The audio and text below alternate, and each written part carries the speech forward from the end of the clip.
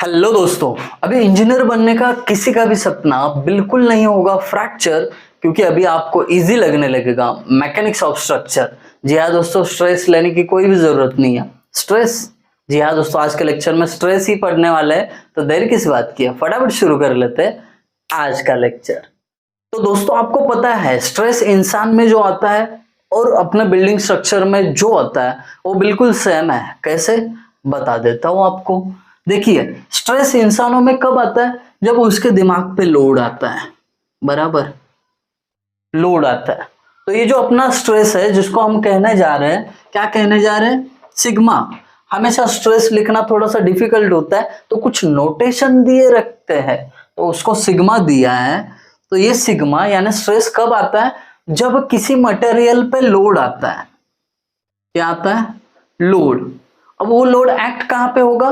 Material की surface area पे। जैसे इंसानों के दिमाग पे लोड आता है तो इंसान स्ट्रेस्ड हो जाता है, वैसे ही जब लोड मटेरियल की सरफेस पे, क्रॉस सेक्शनल एरिया पे जब आता है, क्या कहा मैंने?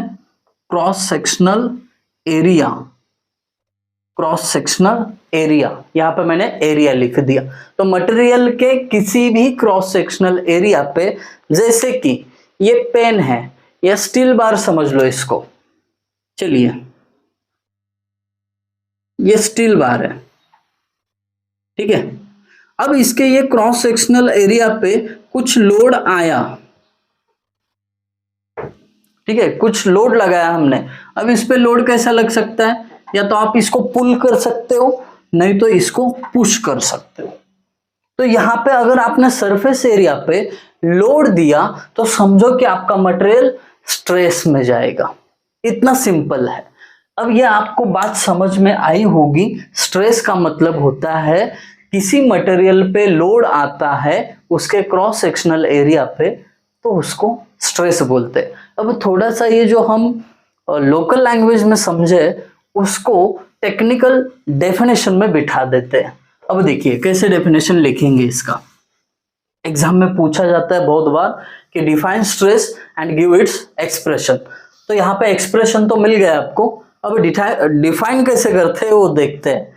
देखिए, इसी फॉर्मूला को देख के ही मैं क्या करूंगा, स्ट्रेस का डेफिनेशन लिखूंगा। Stress is defined as, stress is defined as load पर unit cross sectional, cross sectional के लिए CS लिखा मैंने, cross sectional area, that's it. Definition बन गया, आपका 1 मार्क्स पक्का हो गया। अब एक्सप्रेशन की बात, स्ट्रेस को डिनोट किया जाता है सिग्मा से। आप इसको बिल्कुल 6 की तरह लिख सकते हो, चलेगा। इज इक्वल टू लोड, जो लोड होता है उसको हम नोटेशन दे चुके हैं जो है P, और क्रॉस सेक्शनल एरिया किससे डिनोट करते हैं? A से, दैट्स इट। ये हो गया इसका एक्सप्रेशन। अब आगे जाके ये जो स्ट्रेस है इसका कुछ तो मेजरिंग यूनिट होगा। एग्जाम में पूछते हैं ये भी, give the measuring unit for stress. कैसे लिखोगे आप इसका मेजरमेंट? देखिए, लोड जो है न्यूटन में मेजर करते हैं, पर यानी डिवाइड वाला लाइन। एरिया किस में मेजर करते हैं? mm square, metre square, centimetre square.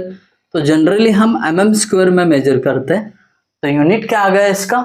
Newton पर mm square, that's it.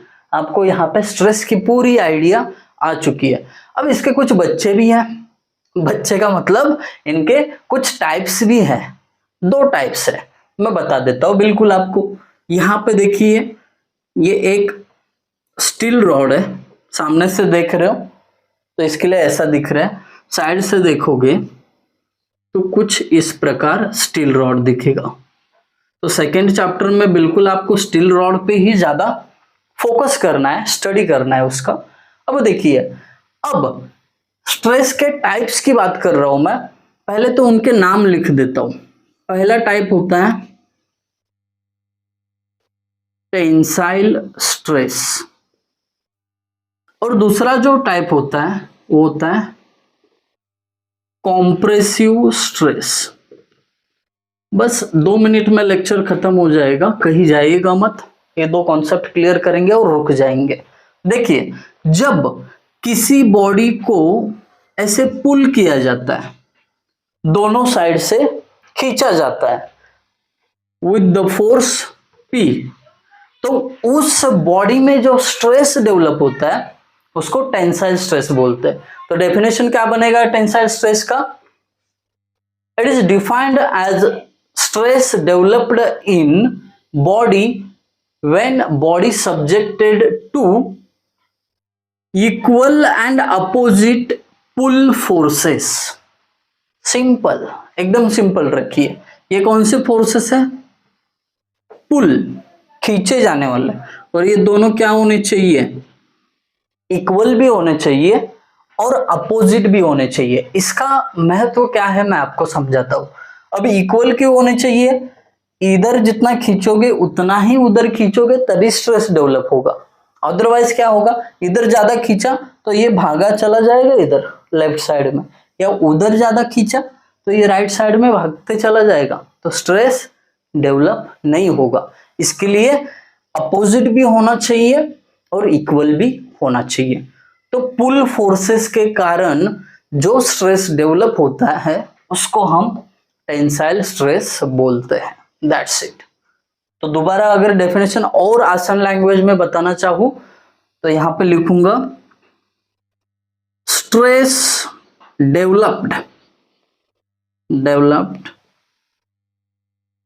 Due to equal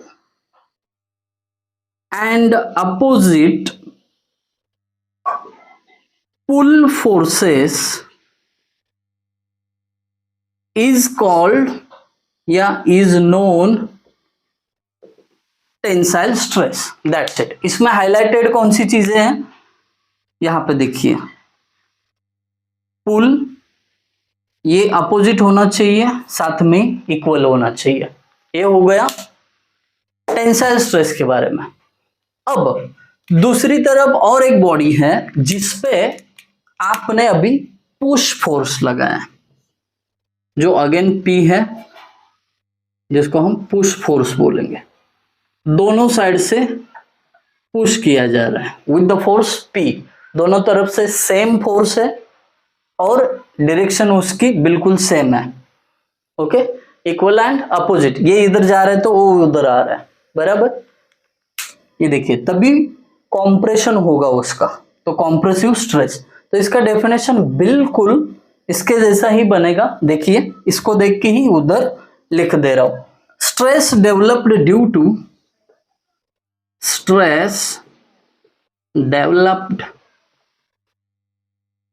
to equal and opposite. Equal and opposite यहां तक सेम था, बट अब पुल की जगह क्या हो रहा है? पुश। That's it. इतना ही बदलाव करना है आपको। Push forces is called compressive stress. बहुत आसान चीजें हैं। आई होप आपको ये समझ में आया होगा। टेंसाइल स्ट्रेस क्या होता है, कॉम्प्रेसिव स्ट्रेस होता है, और बेसिकली स्ट्रेस क्या होता है। आई होप ये समझ में आया है। अगर आपको वीडियो अच्छा लगा, लाइक करना, कमेंट सेक्शन में और भी आपको कुछ बताना है बता सकते हो। Thank you guys for watching video. Thank you so much.